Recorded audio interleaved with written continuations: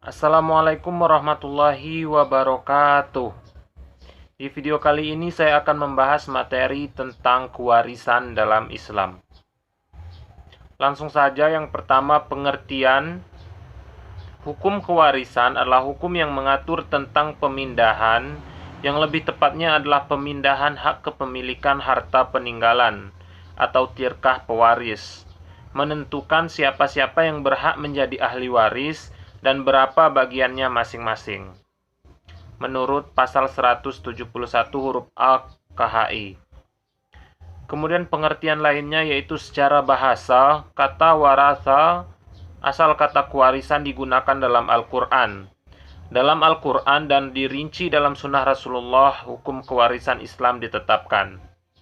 Secara bahasa, kata warasa memiliki beberapa arti. Yang pertama, mengganti dalam Quran surat Al-Naml ayat 16. Kemudian yang kedua, memberi dalam Quran surat Al-Zumar ayat 74. Dan yang ketiga, mewarisi dalam Quran surat Maryam ayat 6.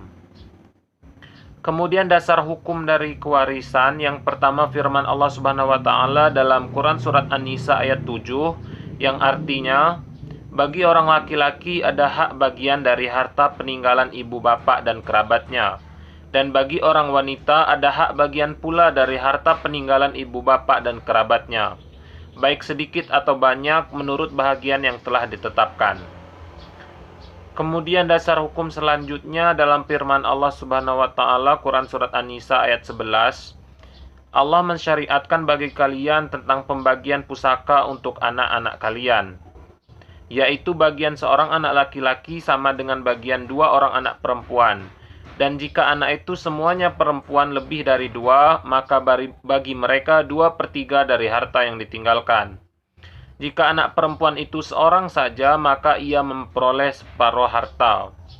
Dan untuk dua orang ibu bapak, bagi masing-masingnya 1/6 dari harta yang ditinggalkan. Jika yang meninggal itu mempunyai anak, jika orang yang meninggal tidak mempunyai anak dan ia diwarisi oleh ibu bapaknya saja, maka ibunya mendapat 1/3. Jika yang meninggal itu mempunyai beberapa saudara, maka ibunya mendapat 1/6. Pembagian-pembagian tersebut di atas sesudah dipenuhi wasiat yang ia buat atau dan sesudah dibayar hutangnya.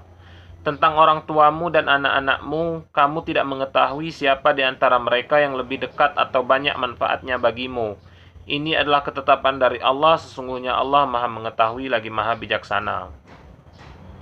Selain dari Al-Quran, ada juga dasar hukum kewarisan dalam hadis Nabi dari Abdullah ibnu Abbas yang diriwayatkan oleh Sunan Tirmizi. Artinya, telah menceritakan kepada kami Musa bin Ismail, telah menceritakan kepada kami Wuhaib, telah menceritakan kepada kami Ibnu Taus dari ayahnya, dari Ibnu Abbas dari Nabi SAW bersabda, berikanlah bagian faraid, warisan yang telah ditetapkan kepada yang berhak, maka bagian yang tersisa bagi pewaris lelaki yang paling dekat nasabnya. Kemudian hadis lain yaitu hadis Nabi dari Usamah bin Zaid menurut riwayat Imam Muslim yang artinya, telah menceritakan kepada kami Yahya bin Yahya dan Abu Bakar bin Abu Syaibah dan Ishaq bin Ibrahim, dan ini adalah lafaz Yahya. Yahya berkata, telah mengabarkan kepada kami, sedangkan yang dua mengatakan, telah menceritakan kepada kami Ibnu Uyainah dari Az-Zuhri dari Ali bin Husain dari Amru bin Utsman dari Usamah bin Zaid, bahwa Nabi SAW bersabda, seorang muslim tidak boleh mewarisi dari orang kafir, dan orang kafir tidak dapat mewarisi dari orang muslim. Kemudian rukun dan syarat waris. Rukun waris yang pertama muwaris, yaitu orang yang mewariskan dan yang meninggal dunia, baik meninggal dunia secara hakiki atau karena keputusan hakim dinyatakan mati berdasarkan beberapa sebab. Yang kedua maurus, yaitu harta peninggalan simpati yang akan dipusakai setelah dikurangi biaya perawatan, hutang-hutang, zakat, dan setelah digunakan untuk melaksanakan wasiat. Harta pusaka disebut juga miros, irs, turos, dan tarikah. Kemudian rukun waris yang ketiga yaitu waris, yaitu orang yang akan mewarisi. yang mempunyai hubungan dengan si mewaris, baik hubungan itu karena hubungan kekeluargaan atau perkawinan. Syarat-syarat mewarisi. Waris mewarisi itu menyangkut harta benda, dan sebagaimana kita ketahui, harta benda itu mempunyai pemilik. Jadi, terdapat hak kepemilikan yang penuh. Sekarang dengan jalan mewarisi itu akan terjadi perpindahan hak kepemilikan atau hak milik.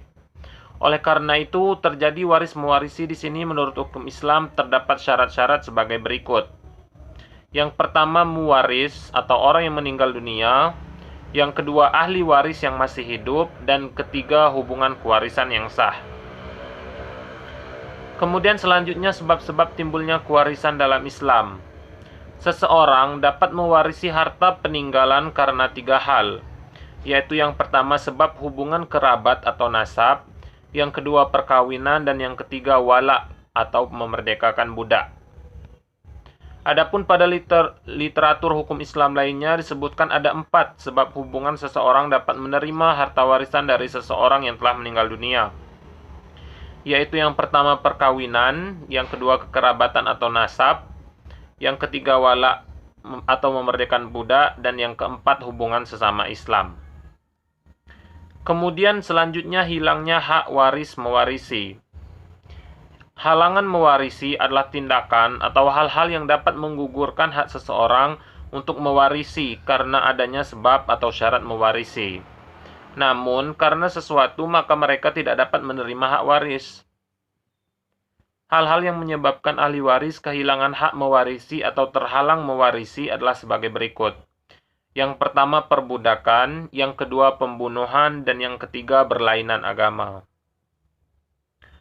Baiklah, itulah tadi penjelasan saya terkait materi kewarisan dalam Islam. Lebih dan kurangnya saya mohon maaf. Wassalamualaikum warahmatullahi wabarakatuh.